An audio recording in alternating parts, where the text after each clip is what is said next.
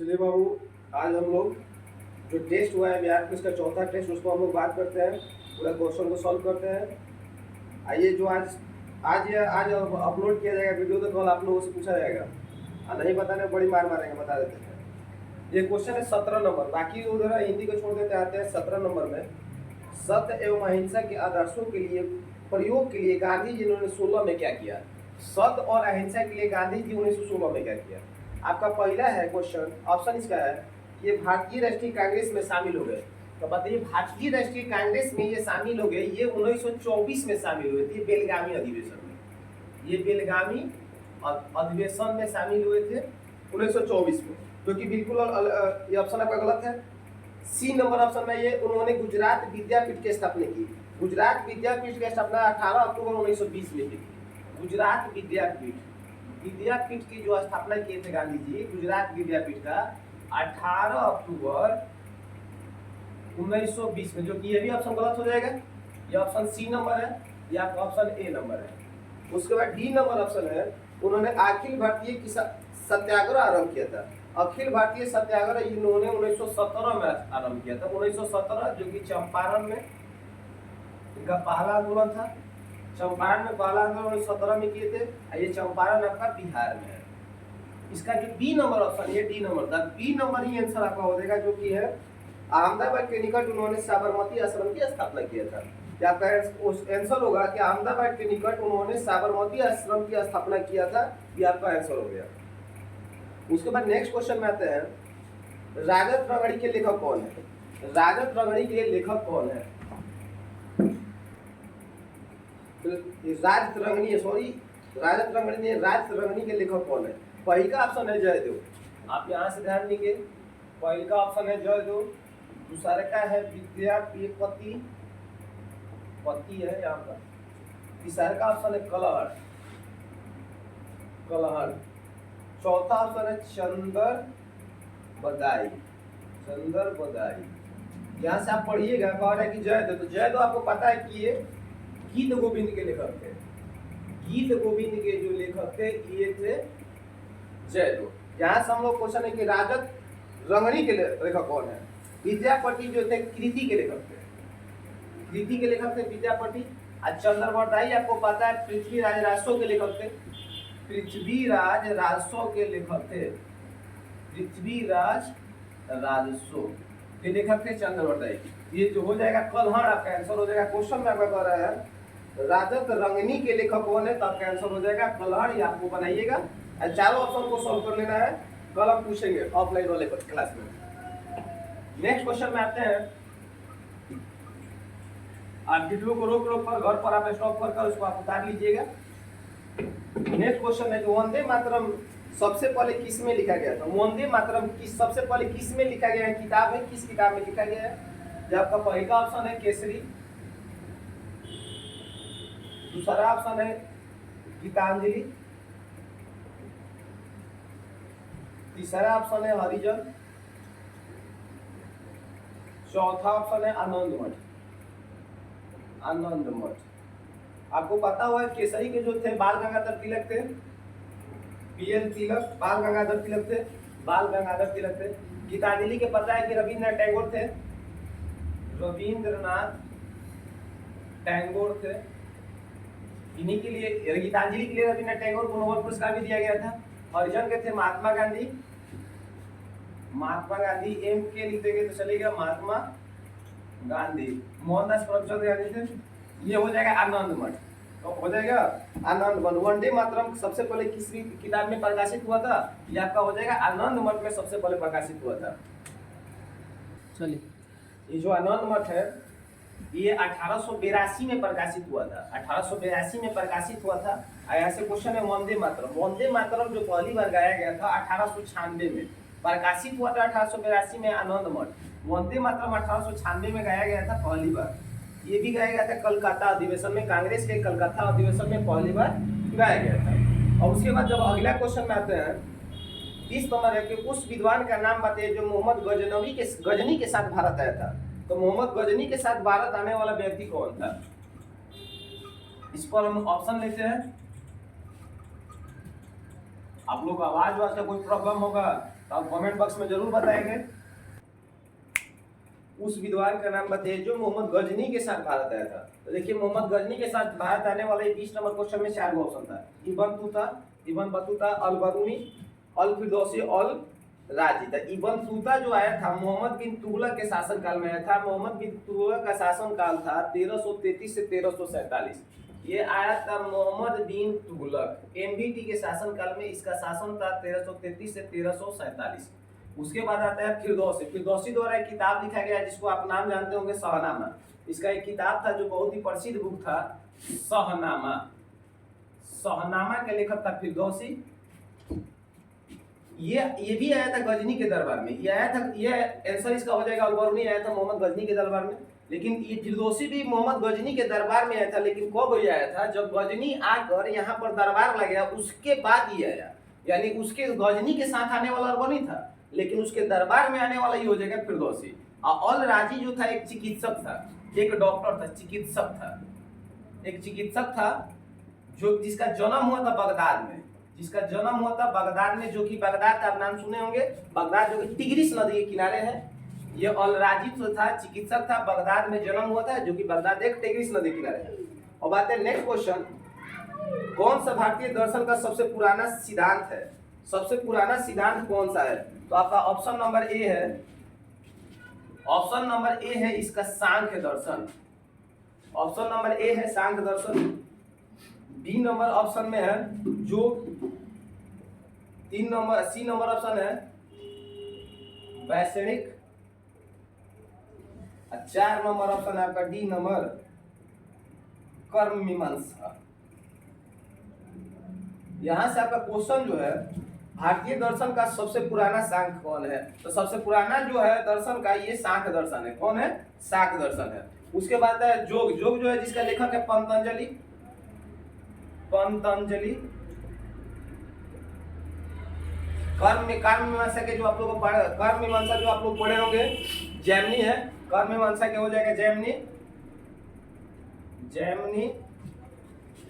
वैश्विक क्या हो जाएगा आपका पढ़े होंगे कणाद। महर्षि कणाद का नाम सुने होंगे, वो थे कणाद।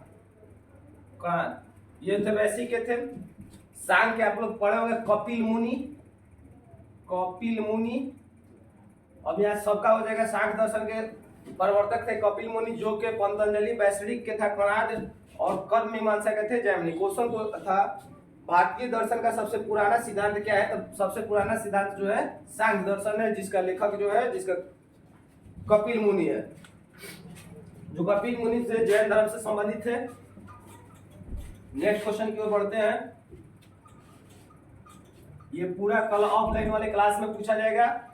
बिहार पुलिस का जो बैच है 8 से 9 है ना जी, बिहार पुलिस वाला बैच, बिहार पुलिस वाला 8 से 9 वाला बैच में पूछा जाएगा। पूरा आपको याद होना चाहिए, नहीं तो फिर वहीं रूल कटप्पा वाला स्टाइल में आएंगे। आते हैं नेक्स्ट क्वेश्चन पर। जलियांवाला बाग हत्याकांड के जांच के लिए सरकार द्वारा गठित समिति का अध्यक्ष कौन था?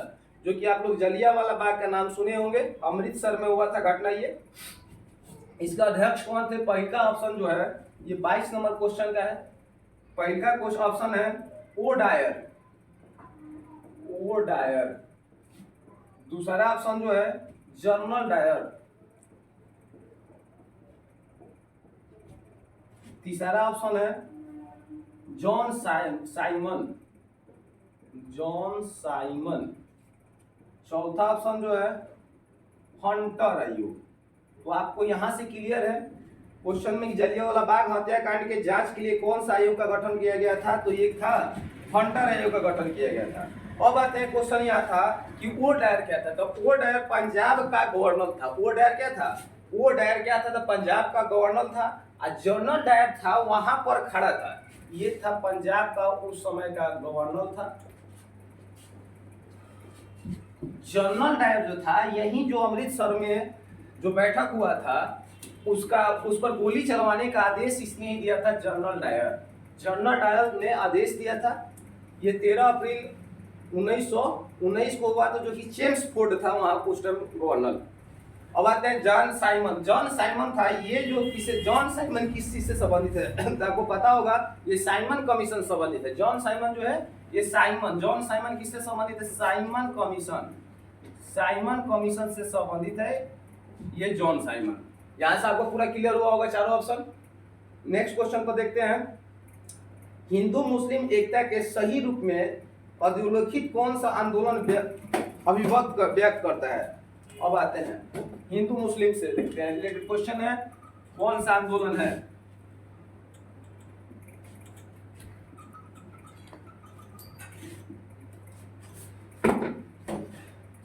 इसमें 23 नंबर क्वेश्चन है। पहला ऑप्शन है स्वदेशी आंदोलन,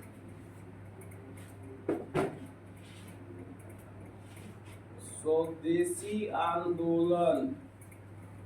दूसरा ऑप्शन है नागरिक अवज्ञा आंदोलन, नागरिक अवज्ञा आंदोलन। तीसरा ऑप्शन है भारत छोड़ो आंदोलन, भारत छोड़ो आंदोलन। चौथा ऑप्शन है खिलाफत आंदोलन, खिलाफत आंदोलन। ये पूरा स्पष्ट दिखाई दे रहा होगा। अब आते हैं, क्वेश्चन है कि हिंदू मुस्लिम एकता के सही रूप, हिंदू मुस्लिम एकता के सही रूप में जो था ये कौन सा आंदोलन व्यक्त करता है? चलिए आते हैं क्वेश्चन पर, क्वेश्चन फिर से एक बार पढ़ लेते हैं।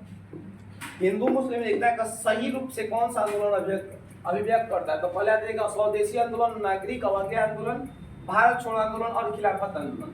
स्वदेशी आंदोलन 1905 में हुआ था, यहाँ से आपका डेट याद हो जाएगा। स्वदेशी आंदोलन जो हुआ था 1905 में। नागरिक अवज्ञा आंदोलन 1930 में हुआ था, 1930 में हुआ था। भारत छोड़ो आंदोलन जो कि बहुत ही ये वाला जो घटना है बहुत ही प्रसिद्ध घटना है, भारत छोड़ो आंदोलन का नारा महात्मा गांधी ने मुंबई के ग्वालियर टैंक मैदान से दिए थे।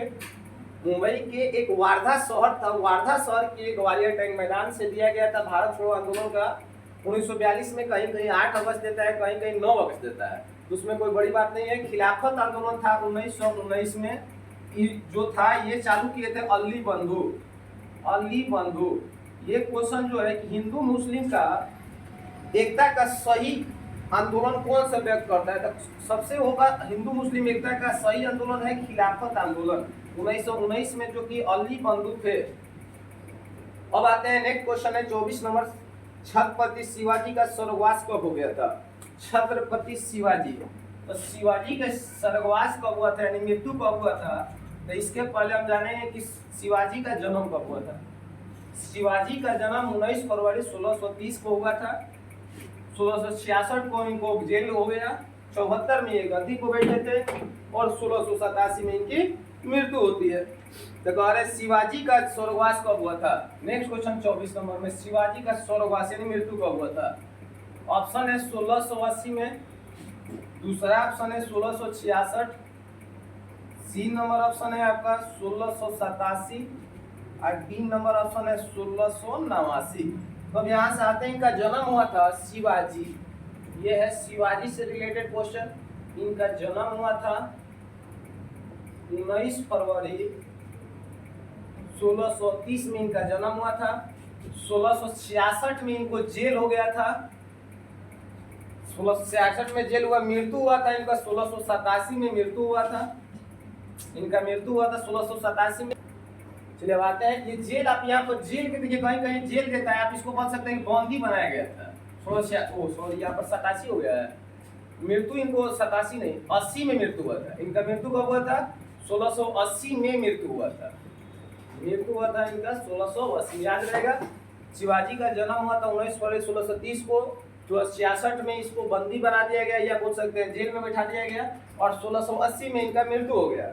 अब इसके तरह से आगे नेक्स्ट क्वेश्चन आते हैं, और एक और क्वेश्चन इसको आता है, ये गद्दी पर कब बैठे थे? 1674, ऑप्शन कोई नहीं है, 1674 में ये गद्दी पर बैठे थे, गद्दी पर बैठे थे। याद रखिएगा मृत्यु जो हुआ था 1680 में, 66 में इनको बंदी बना दिया गया था, बंदी बना दिया गया था या बोल सकते हैं जेल में डाल दिया गया था, उस टाइम के लिए जेल हो सकता है। और जन्म हुआ था 19 फरवरी 1630 ईस्वी को। अब आते हैं नेक्स्ट क्वेश्चन में, हर्षवर्धन के शासन काल में उत्तर भारत का कौन सा नगर महत्वपूर्ण था? उत्तर भारत में हर्षवर्धन के शासन काल में कौन सा नगर जो था बहुत ही महत्वपूर्ण था? ये नेक्स्ट क्वेश्चन जो है 25 नंबर,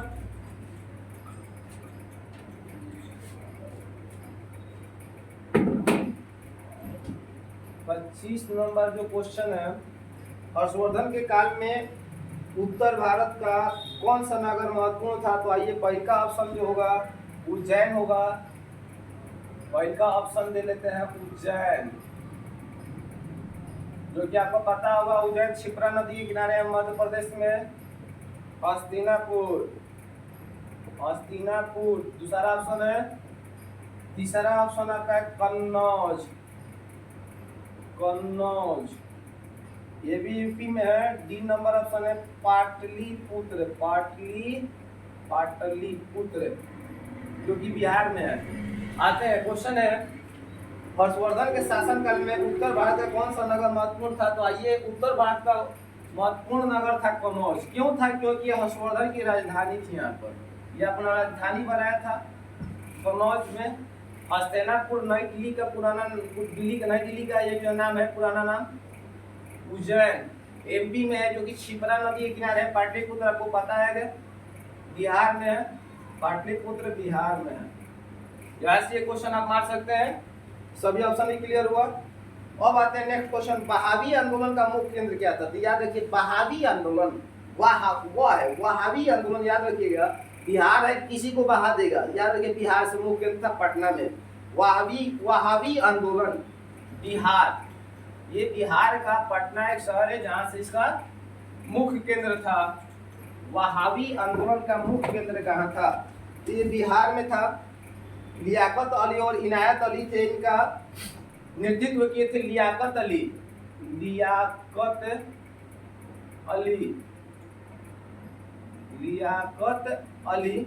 क्वेश्चन है कि वहाबी आंदोलन का मुख्य केंद्र कहाँ था? लियाकत अली और इनायत अली जो थे, ये दोनों ने नेतृत्व किया था वहाबी आंदोलन का, जो कि मुख्य केंद्र पटना में था। मुख्य केंद्र कहाँ है? पटना में था। अब इसके साथ मिलते हैं नेक्स्ट क्वेश्चन। ये 26 नंबर था। 27 नंबर क्वेश्चन कर रहे हैं, रामकृष्ण मिशन की स्थापना किसने किया था? रामकृष्ण मिशन की स्थापना किसने किया था? 27 नंबर,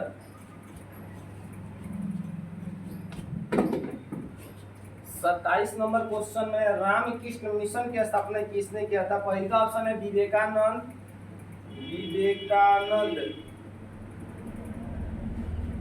दो नंबर में ऑप्शन आपको मिलेगा राजा राम मोहन राय।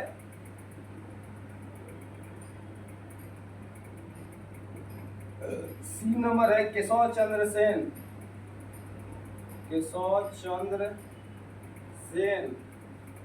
डी नंबर जो आपका है रामकृष्ण परमहंस।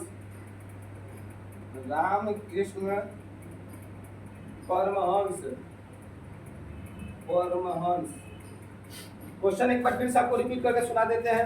रामकृष्ण मिशन की शुरुआत कब हुआ था? स्थापना किसने किया था? तो रामकृष्ण मिशन की स्थापना जो किए थे विवेकानंद ने किए थे 1897 में। पावर तो कट हो गया है, लेकिन देखते हैं इस पर, जब तक दिखाई दे रहा है देख रहे हैं। विवेकानंद जो थे किए थे रामकृष्ण मिशन की स्थापना विवेकानंद ने 1897 में किए थे, आपको पता होगा। उसके बाद आते हैं राजा राम मोहन राय। आपको याद रखिएगा ब्रह्मा समाज के संस्थापक थे। ब्रह्मा समाज के संस्थापक, यहाँ से यहाँ लिख देते हैं, ब्रह्मा समाज के संस्थापक थे राजा राम मोहन राय। उसके बाद आते हैं केशव चंद्र सेन जो थे, जो आत्माराम पांडुरंग और एमजी रानडे के साथ मिलकर एक काम किए थे जिसका नाम था प्रार्थना समाज। उसके इन्हीं के सहयोग से वो ये सहयोग किए थे केशव चंद्र सेन ने प्रार्थना समाज के लिए। तो इसका संस्थापक थे प्रार्थना समाज का आत्माराम पांडुरंग और एमजी रानडे। उसके बाद रामकृष्ण परमहंस थे, विवेकानंद के गुरु थे। इनके बचपन का नाम बोल सकते हैं उपनाम गदाधर चट्टोपाध्याय। इनका उपनाम था गदाधर चट्टोपाध्याय।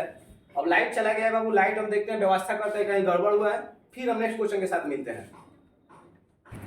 चलो, लाइट चला गया था, अभी हम लोग ठीक कर आए हैं। जैसे इसमें था हम लोग का क्वेश्चन ये वाला था 27 नंबर में, रामकृष्ण मिशन की स्थापना किसने किया था?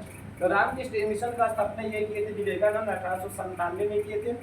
उसके बाद ऑप्शन है राजा राम मोहन है, तो राजा राम मोहन है तो ब्राह्मण समाज की स्थापना की थी, ये ऑप्शन भी क्लियर हो गया।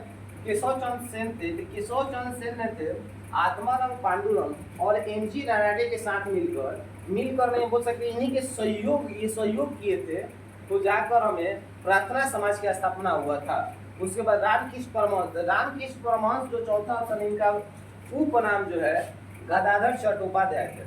और बात इसके पहले वाला क्वेश्चन में 26 नंबर में एक थोड़ा सा डाउट को क्लियर करते हैं। बहावी आंदोलन का मुख्य केंद्र अगर कहेगा राष्ट्रीय मतलब भारत में इसका मुख्य केंद्र कौन थे, तो सर सैयद अहमद बरेली थे। भारत में कहेगा तो सर सैयद अहमद बरेली, लेकिन अगर कह देगा बहावी आंदोलन के पटना में कौन थे, तो विलायत अली और इनायत अली हो जाएगा। ठीक है, और यहाँ पर दोनों में थोड़ा सा ध्यान देना है, वो हो जाएगा राष्ट्रपति, एक वो हो जाएगा पटना में। तो ये क्वेश्चन एक लड़का पूछा कि सर बहावी आंदोलन का नेता कौन थे, तो ये जो थे हमारे कहेगा राष्ट्रपति, तो राष्ट्र का मतलब भारत में सबसे पहले ये थे सर सैयद अहमद बरेली। अगर पटना स्तर पर कह देगा पटना में, तो अभी हो जाएगा लियाकत अली और विलायत अली। ठीक है, अगर कह देगा हम लोग का पूरा भारत के कौन थे, तब हो जाएगा सर सैयद अहमद बरेली। 27 नंबर हुआ। 28 नंबर में आते हैं महाराज का सुकरात किसे कहते हैं। 28 नंबर क्वेश्चन में महाराज का सुकरात किसे कहते हैं, तो आप जानते होंगे महाराज का सुकरात किसे कहा जाता है। तो महाराज का सुकरात लिखने का ऐसे ही आप लोगों को पता होगा कि इसका ऑप्शन होगा, पहला है बाल गंगाधर तिलक, बिल्कुल गलत है। बिपिन चंद्र पाल, बिल्कुल गलत है। फिरोज शाह मेहता, बिल्कुल गलत है। चौथा है महादेव गोविंद रानाडे, जो कि एक ये है आपका आंसर सही होगा। महादेव गोविंद रानाडे एक विद्वान भी थे, समाज सुधारक व्यक्ति थे। ये विद्वान थे और समाज सुधारक व्यक्ति थे, महादेव गोविंद रानाडे। इसके साथ हम आते हैं 29 नंबर क्वेश्चन पर। 29 नंबर क्वेश्चन बढ़िया है, एक पर हम लोग टॉपिक को बात करेंगे। 29 नंबर पर कूका आंदोलन को किसने संगठित किया था। कूका आंदोलन 29 कह रहा है, कूका आंदोलन जो कि पंजाब में हुआ था। कूका आंदोलन कहाँ हुआ था, पंजाब में हुआ था। ये पहला ऑप्शन है गुरु रामदास। दूसरा ऑप्शन है आपका गुरु नानक देव। गुरु नानक देव। कूका आंदोलन का नेतृत्व किसने किया था। तीसरा का ऑप्शन है गुरु राम सिंह। तीसरा का ऑप्शन जो है गुरु गोविंद सिंह। चौथा ऑप्शन गुरु, यहाँ से ऐसे लिख देंगे चलेगा आपका डॉट डॉट में, गुरु गोविंद सिंह। अब आते हैं कूका आंदोलन जो हुआ था पंजाब में हुआ था। कूका आंदोलन इसका नेतृत्व किसने किया था, तो इसका जो किया था राम सिंह कूका ने किया था। अब आते हैं गुरु रामदास कौन थे। गुरु नानक जो थे सिख धर्म के संस्थापक बोलते हैं। इनका जन्म हुआ था, गुरु नानक सिख धर्म के संस्थापक है। तलवंडी में इनका जन्म हुआ था 1469 में। आप याद रखिएगा, गुरु नानक का जन्म 1469 में तलवंडी में जन्म हुआ था। गुरु रामदास थे, ये पहला गुरु थे, ये संस्थापक भी बोल सकते हैं। गुरु रामदास जो सिख धर्म के चौथा गुरु थे। गुरु रामदास सिख धर्म के चौथा गुरु थे, इसी ने अमृतसर की स्थापना किया था। उसके बाद आता है गुरु गोविंद सिंह। गुरु गोविंद सिंह को सच्चा पदशाह के नाम से जाना जाता है। एक होता है सच्चा बादशाह, एक सच्चा पदशाह। तो गुरु गोविंद सिंह को सच्चा पदशाह के नाम से जाना जाता है। ये सिख के 10वां गुरु थे। ये 10वां गुरु थे। इनका जन्म पटना में हुआ था। पटना में, याद रहेगा। गुरु गोविंद सिंह जो सिख के 10वां गुरु थे, इनका जन्म पटना में हुआ था। इन्हें सच्चा पदशाह के नाम से जाना जाता है, पदशाह। इनका जन्म हुआ था पटना आनंदपुर। पटना आप बोल सकते हैं आनंदपुर साहिब में। आनंदपुर साहिब, याद रखिएगा, पटना आनंदपुर साहिब में इनका जन्म हुआ था। 10वां गुरु थे। इनको सच्चा पदशाह के नाम से जाना जाता है। उसके बाद आते हैं नेक्स्ट क्वेश्चन में।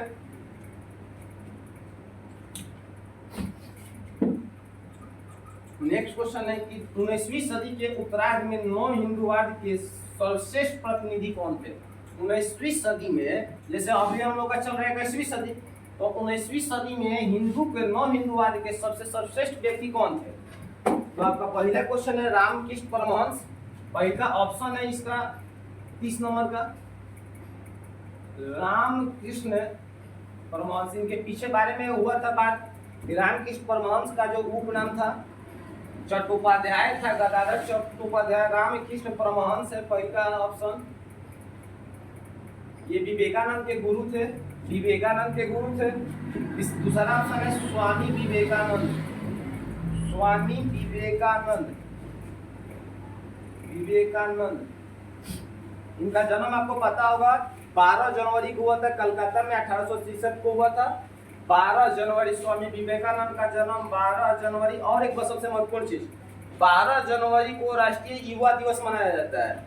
भारत में राष्ट्रीय युवा दिवस मनाया जाता है 12 जनवरी स्वामी विवेकानंद के जन्मदिन पर।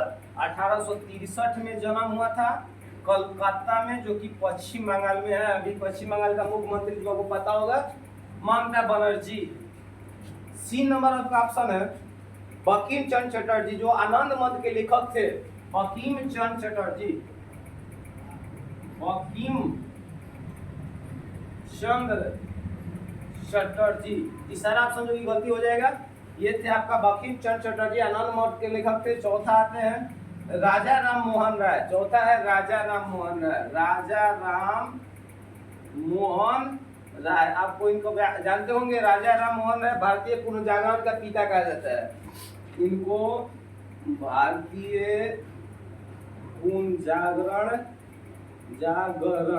हिंदी पर आप लोग मेरा मत जाइएगा, भारतीय पुनर्जागरण का पिता इनको कहा जाता है।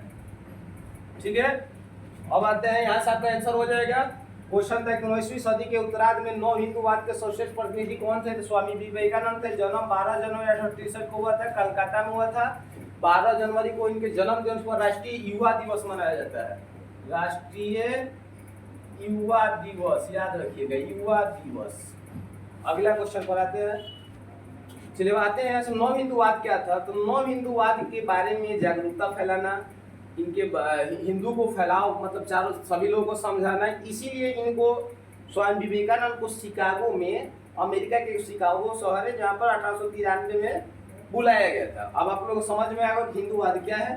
हिंदू के बारे में जागरूकता, हिंदुत्व के बारे में जागरूकता फैलाने के लिए 19वीं सदी में स्वामी विवेकानंद प्रसिद्ध थे, जिनका जन्म 12 जनवरी 1863 को हुआ था कलकत्ता में। इन्हीं के जन्म दिवस पर मनाया जाता है राष्ट्रीय युवा दिवस।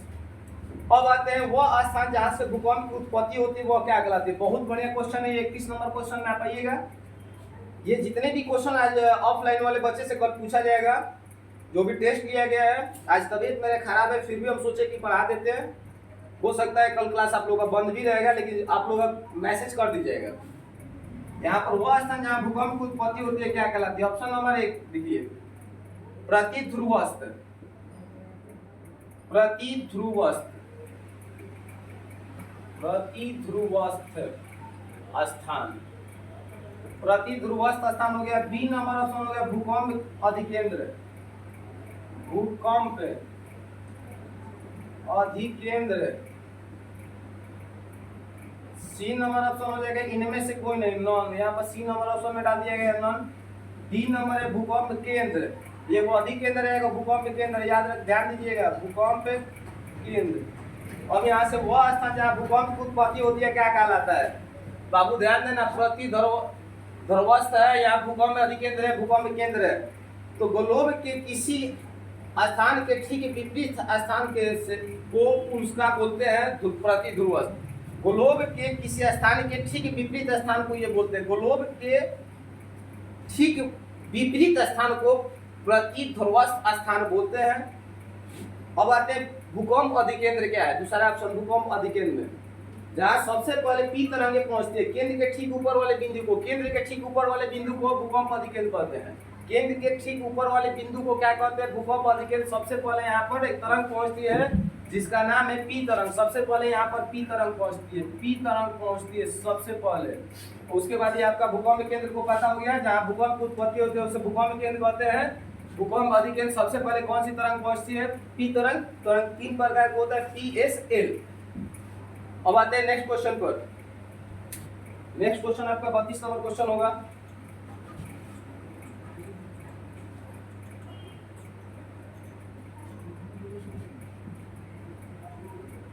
नंबर क्वेश्चन पर बात करते हैं। अर्धचंद्राकार मरुस्थलीय आकृति किस नाम से जानी जाती है। अर्धचंद्राकार मरुस्थलीय आकृति किस नाम से जानी जाती है। आपका पहला ऑप्शन है बरखान, और 30 नंबर में है पहले का ऑप्शन बरखान, बरखान। पंखा बहुत तेज हो रहा है, आवाज बहुत ज्यादा करेगा तो आप लोग को आवाज मेरा क्लियर नहीं समझ में आएगा। उसके बाद है एरट, सी नंबर ऑप्शन है गाड़ी, डी नंबर ऑप्शन है सिफ। क्वेश्चन है कि अर्धशलाकार मरुस्थलीय आकृति के नाम से किसे जाना जाता है? आपको याद रखिएगा, एरट कहते हैं। इसे क्या कहते हैं? एरट। एरट किसे कहते हैं? तो आप इस चीज को याद रखिएगा, लिख लीजिएगा आप लोग। एवरेस्ट पर्वत पर लगातार अपवर्तन के संकट के दोनों तरफ के दीवारों से घिरी हुई आकार को एरट कहते हैं। ठीक है, आप इसको नोट कर लीजिएगा। उसके बाद आते हैं 33 नंबर में। 33 नंबर में क्वेश्चन में आते हैं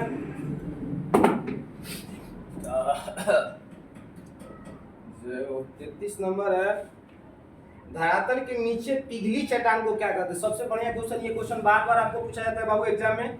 धरातल के नीचे पिघली चट्टान को क्या कहते हैं? धरातल के नीचे जो पिघली हुई चट्टान को क्या कहते हैं? पहला ऑप्शन है लावा, दूसरा ऑप्शन है मैग्मा, तीसरा ऑप्शन है फैकोलिथ। लग रहा होगा कि सब नया नया नाम है, लेकिन पढ़ेंगे बाबू कोई नया नाम नहीं होगा। चौथा ऑप्शन है लैकोलिथ, एगो है फैकोलिथ और एगो है लैकोलिथ। क्वेश्चन है यहाँ से, धरातल के नीचे पिघली चट्टान को क्या कहते हैं? पहला ऑप्शन है लावा। तो लावा ज्वालामुखी के विस्फोट जो गर्म तरंग को ऊपर ले जाता है। जो ज्वालामुखी के जो विस्फोट होता है ना, ज्वालामुखी के विस्फोट के साथ जो ऊपर आता है उसे हम लोग कहते हैं लावा। उसके बाद आता है फैकोलिथ, मैग्मा के लहरदार आकृति को, मैग्मा के लहरदार, ये मैग्मा हो गया, इसके मैग्मा के लहरदार आकृति को फैकोलिथ कहते हैं। मैग्मा के लहरदार, मैग्मा इसको लिख लीजिएगा, मैग्मा के लहरदार आकृति को हम लोग कहते हैं फैकोलिथ। मैग्मा के लहरदार आकृति को फैकोलिथ कहते हैं। उसके बाद लैकोलिथ किसे कहते हैं? जब मैग्मा तस्तरी नुमा आकार में हो जाए, जब मैग्मा के लहरीदार बोल सकते हैं, फैकोलिथ कहते हैं। और जब मैग्मा तस्तरीनुमाकार आकृति में हो जाए उसे हम कहते हैं लैकोलिथ, तस्तरीनुमा। जब मैग्मा तस्तरीनुमा आकृति में हो जाता है उसे हम लोग लैकोलिथ कहते हैं। इसके साथ मिलते हैं हम लोग 33 नंबर क्वेश्चन कंप्लीट हुआ। आते हैं 34 नंबर क्वेश्चन में। 34 नंबर क्वेश्चन है, इधर शहर का नाम दिया हुआ है, एक साइड में नदी का नाम दिया है, इसको हमको मिलान करना है। जहां आप लोगों का प्रॉब्लम होगा कमेंट बॉक्स में जरूर बताएंगे। ज्यादा से ज्यादा वीडियो को शेयर करने की कोशिश करेंगे। 34 नंबर का है, कौन सा युग में सुमिलित है? इधर दिया है आपका शहर, इधर दिया है नदी, खार्तूम। नदी में दिया हुआ है नील नदी, उसके बाद आते हैं बी नंबर में दिया है रॉटरडम, टेम्स नदी। उसके बाद सी नंबर ऑप्शन में है पेरिस, राइन नदी। डी नंबर ऑप्शन है लंदन, सीन नदी। अब आपको इसमें से देखना है कि कौन सा गलत है, आपका कौन सा सही है। तो खार्तूम नील नदी पर है, एकदम सही है। खार्तूम किस नदी पर है? नील नदी पर है। पेरिस आपको पता होगा, पेरिस राइन नदी पर नहीं है, पेरिस आपका हो जाएगा सीन नदी पर। और लंदन जो है, लंदन ये सीन नदी पर नहीं होके ये है टेम्स नदी पर। लंदन किस नदी पर है? टेम्स नदी पर है। तो क्वेश्चन है खार्तूम कह रहा है कि इसमें से कौन सही है? तो आपका खार्तूम हो जाएगा। रॉटरडम आपका रोटे नदी, टेम्स नदी है नहीं, यहाँ पर रोटे नदी हो जाएगा, रोटे नदी। याद रखिएगा, कलम ऑफलाइन वाले बैच में पूछेंगे। रोटे नदी, रॉटरडम जो है किस नदी किनारे है? रोटे नदी पर। खार्तूम नील नदी पर, पेरिस सीन नदी पर। और लंदन जो है टेम्स नदी किनारे है। उसके बाद आते हैं नेक्स्ट क्वेश्चन में। आपका अगला क्वेश्चन होगा 35 नंबर। जल्दी जल्दी बताया जा रहा है कि वीडियो थोड़ा लंबा हो जाएगा तो दिक्कत होगा आप ही लोगों को, इसलिए जल्दी जल्दी स्पीड बोल रहे हैं। कौन सा ऊर्जा स्रोत अननवीकरणीय है? अननवीकरणीय कौन सा ऊर्जा स्रोत है? तो अननवीकरणीय के बारे में हम जानते हैं वैसा संसाधन जिसका प्राकृतिक प्रक्रिया दो पुनः मतलब प्रतिस्थापन नहीं किया जा सके, न हो, मतलब उसका जो आकृति प्रक्रिया है बार बार ना किया करेंगे, वो हो नहीं पाएगा। एक बार हो गया उसके बाद दोबारा नहीं हो पाएगा, उसी को हम लोग कहते हैं अननवीकरणीय। इसमें आपका है ऑप्शन जल, सौर ऊर्जा, कोयला, पवन। आप यहाँ से पकड़ सकते हैं कोयला है। ये आसान क्वेश्चन था, अब इसको छोड़ के निकलते हैं 36 नंबर में। 36 नंबर है, कौन सा धारा श्रीनगर को लेह से जोड़ता है? कौन सा धारा श्रीनगर को लेह से जोड़ता है? पहला ऑप्शन 36 का जोजिला धारा, जोजिला धारा। बी नंबर ऑप्शन है बनिहाल धारा, बनिहाल धारा। सी नंबर ऑप्शन है बुर्जिल धारा, यहाँ पर इसे लिखेंगे डॉट डॉट धारा हो जाएगा। डी नंबर ऑप्शन है बोलन धारा, आप बताइएगा कौन सी धारा जो है श्रीनगर को जोड़ता है, श्रीनगर को लेह से जोड़ता है? बताइएगा। जोजिला धारा आपको पढ़े होंगे, जोजिला लद्दाख में है, जोजिला धारा है लद्दाख में। बुनिहार धारा जो आप लोग पढ़े होंगे, बुनिहार धारा जम्मू कश्मीर को श्रीनगर से जोड़ता है, जम्मू कश्मीर में, लेकिन जोड़ता है किसको? जम्मू कश्मीर और श्रीनगर, बुनिहार धारा। अब आते हैं बुर्जिल धारा। बुर्जिल धारा के नाम सुने होंगे, ये भी जम्मू कश्मीर में है, बुर्जिल धारा। ये जम्मू कश्मीर से बुर्जिल धारा है, जम्मू कश्मीर से पीओके को जोड़ता है, पाक अधिकृत कश्मीर जिसकी राजधानी मुजफ्फराबाद है। उसके बाद है बोलन धारा, उसके बाद है हम लोग का बोलन धारा जो पाकिस्तान में है, क्वेटा से जैकोबाबाद। बोलन धारा पाकिस्तान में, बोलन धारा कहाँ है? पाकिस्तान।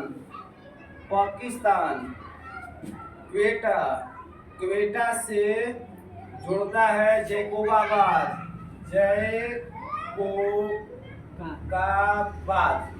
ये जोड़ता है। आपके यहाँ से क्लियर होगा। जोजिला धारा लद्दाख में है, बुनिहार धारा जम्मू कश्मीर को श्रीनगर से जोड़ता है। क्वेश्चन आपका जो क्वेश्चन था उसका आंसर हो जाएगा जोजिला धारा। तीसरा का ऑप्शन है बुर्जिल धारा है जम्मू कश्मीर में, जम्मू कश्मीर से पीओके को जोड़ता है, पीओके की राजधानी मुजफ्फराबाद है, आपको पता होगा। बोलन धारा पाकिस्तान में है, क्वेटा प्लस जैकोबाबाद, यानी क्वेटा से जैकोबाबाद को जोड़ता है। उसके बाद अगला क्वेश्चन पर बात करते हैं हम। कौन सी नदी जिसका उद्गम भारतीय राज्य क्षेत्र में नहीं है? अब यहाँ से बहुत बढ़िया क्वेश्चन। कौन सी नदी जिसका उद्गम भारतीय राज्य क्षेत्र में नहीं है? यानी कौन सी नदी है चारों ऑप्शन में से जिसका जो उद्गम होता है भारत से नहीं होता है, ये दूसरे देशों से होता है, भारत के राज्य से नहीं होकर ये दूसरे देश से होता है। 37 नंबर क्वेश्चन है। पहला ऑप्शन है गोदावरी। आपको पता होगा गोदावरी जो निकलता है नासिक जिला से निकलती है, महाराष्ट्र से। गोदावरी महाराष्ट्र के नासिक जिला से निकलती है, तो ऐसे ही गलत हो जाएगा। दूसरा ऑप्शन है झेलम। आपको पता होगा बेरीनाग से निकलती है, जम्मू कश्मीर से, इसे लिख देते हैं बेरीनाग निकलती है जम्मू कश्मीर से। गोदावरी निकलती है नासिक जिला महाराष्ट्र से, नासिक जिला महाराष्ट्र से निकलती है। उसके बाद तीसरा ऑप्शन है आपका घाघरा।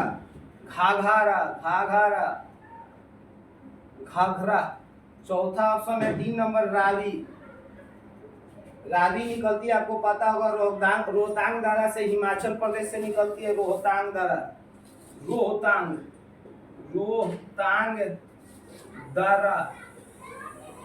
उसके बाद घाघरा निकलती है नेपाल से, याद रखिएगा घाघरा निकलती है नेपाल से निकलती है। अब यहाँ से क्वेश्चन आपका पूछ देगा कि कौन सी नदी उद्गम भारतीय राज्य क्षेत्र में नहीं है, तो आपका हो जाएगा घाघरा नेपाल से निकलती है तकलाकोट से, नेपाल से निकलती है नेपाल, घाघरा निकलती है नेपाल के कौन सा जगह से, तकलाकोट से, याद रखिएगा।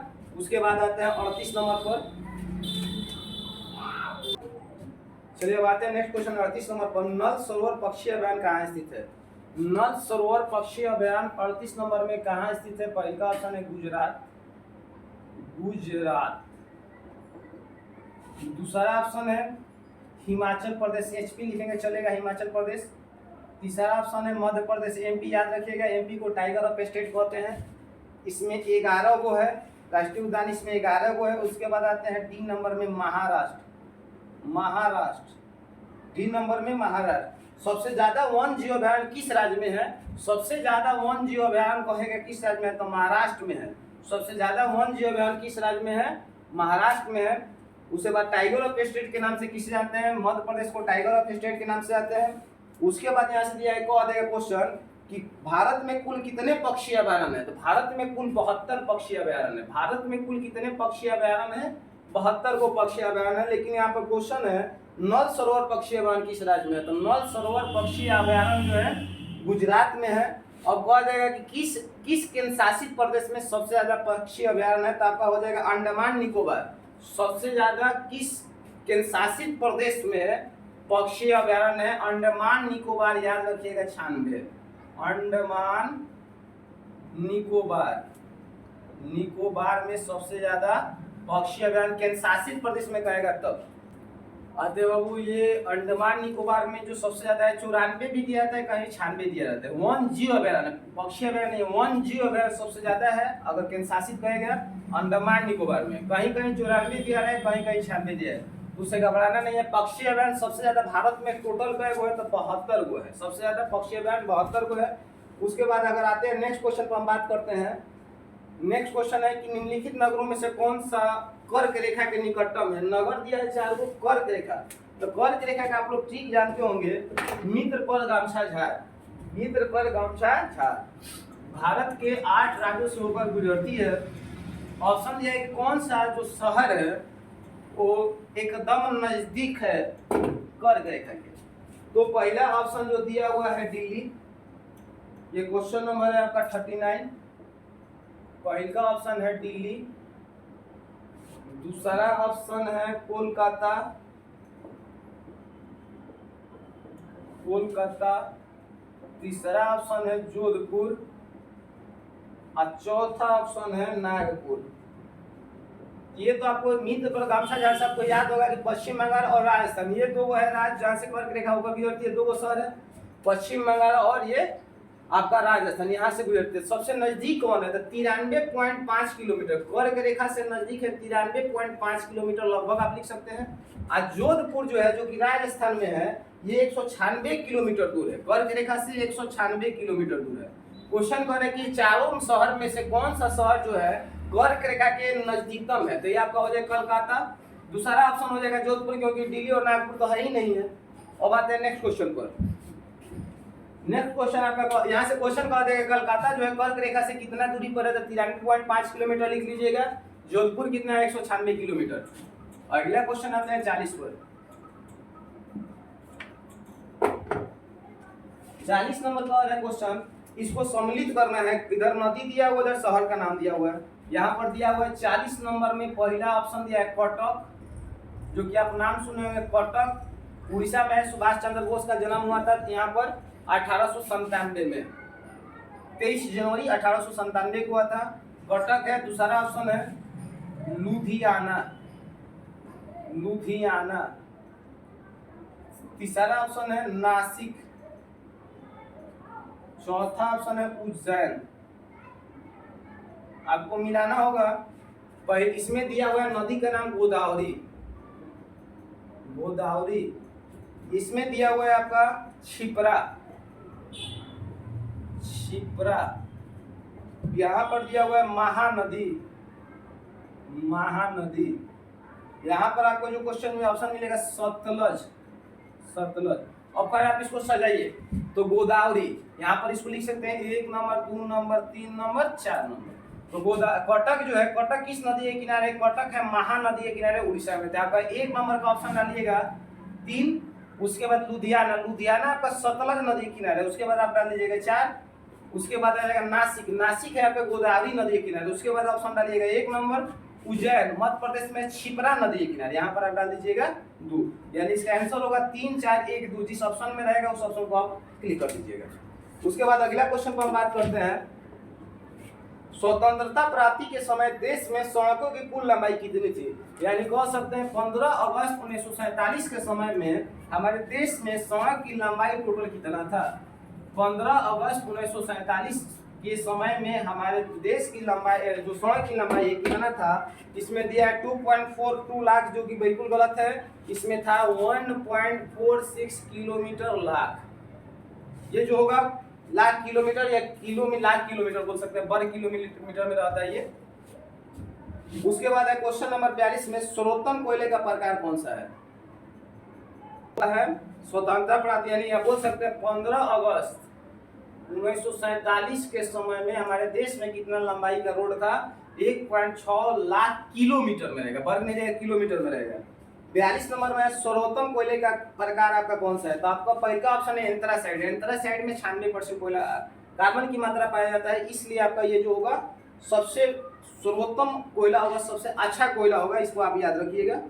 उसके बाद 43 नंबर क्वेश्चन में आता है, बॉम्बे हाई क्यों प्रसिद्ध है? बॉम्बे हाई क्यों प्रसिद्ध है? तो बॉम्बे हाई जो है खनिज तेल के लिए प्रसिद्ध है, इस पर कुछ ज्यादा बात नहीं करना है, क्योंकि ऑप्शन जो भी दिया है बिल्कुल आसान दिया हुआ है। 43 नंबर में बॉम्बे हाई क्यों प्रसिद्ध है, मानिएगा खनिज तेल के लिए प्रसिद्ध है।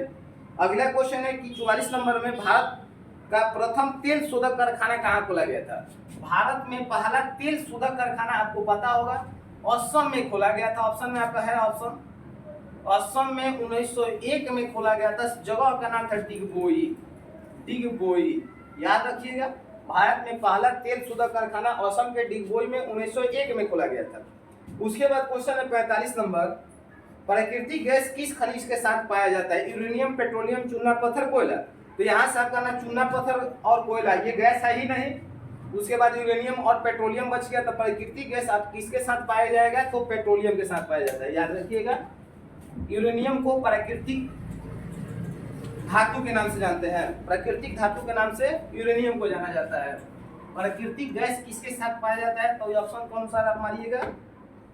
पेट्रोलियम।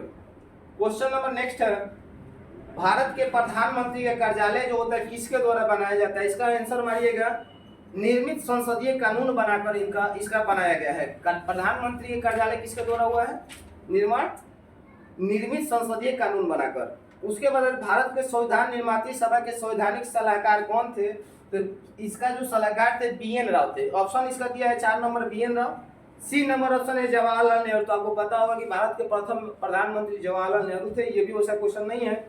अब आ जाते हैं 48 नंबर क्वेश्चन में। 48 नंबर जो क्वेश्चन है, पंचायती राज का सबसे छोटा अंक क्या है? तो आपका नॉर्मल से पता है क्वेश्चन, पंचायती राज का सबसे छोटा अंक कौन सा है? तो ग्राम पंचायत पंचायती राज का सबसे छोटा अंक होता है। अब आते हैं नेक्स्ट क्वेश्चन 49 में। सब आसान सा क्वेश्चन है, इसलिए जल्दी जल्दी सॉल्व करते हुए जा रहे हैं। जंगल महल आंदोलन से प्रभावित क्षेत्र कौन था? तो जंगल महल आंदोलन से प्रभावित क्षेत्र कौन था? 49 नंबर में जंगल महल आंदोलन से प्रभावित क्षेत्र कौन था? आपका पहला जो ऑप्शन दिया हुआ है धालधूम, धालधूम। बी नंबर ऑप्शन दिया है मानधूम, मानधूम। सी नंबर ऑप्शन दिया है मिदानपुर, मीदानपुर, मीदानपुर। डी नंबर ऑप्शन दिया है सोभित। यहाँ से आप मारिएगा जंगल महल से कौन सा शहर प्रभावित था? सब प्रभावित था, सभी हुआ था, सभी मार दीजिएगा। एक और क्षेत्र था ये धालधूम, मानधूम, मैदानपुर के बाद एक था बांकुड़ा बंगाल क्षेत्र। ये सभी जो है बंगाल क्षेत्र के अंदर आता है, सब बंगाल क्षेत्र के अंदर आता है। एक और क्षेत्र था जिसका अंदर बांकुड़ा बंगाल क्षेत्र। अब आते हैं नेक्स्ट क्वेश्चन 50 में।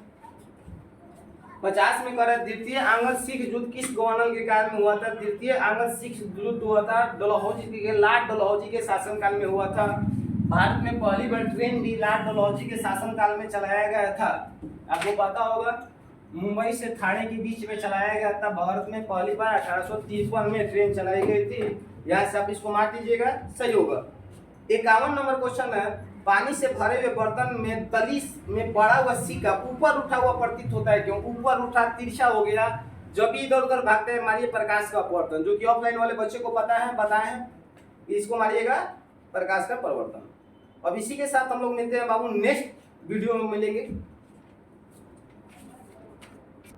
हम लोग अगले वीडियो में इसलिए मिलेंगे क्योंकि बाबू अभी 52 क्वेश्चन हुआ, 48 क्वेश्चन और सॉल्व कराना है, तो वीडियो ज़्यादा लंबा हो जाएगा, तो आप लोग को पढ़ने में तकलीफ होगी। तो आप लोग आधा आधा करके पढ़िए, आधा पढ़ लीजिए, फिर आपके बाद कल इसको अपलोड कर दिया जाएगा। इसी के साथ सभी लोगों को सत्यमेव जयते, भारत माता की जय। चैनल को ज़्यादा से ज़्यादा सब्सक्राइब करें और इसको शेयर जरूर करें।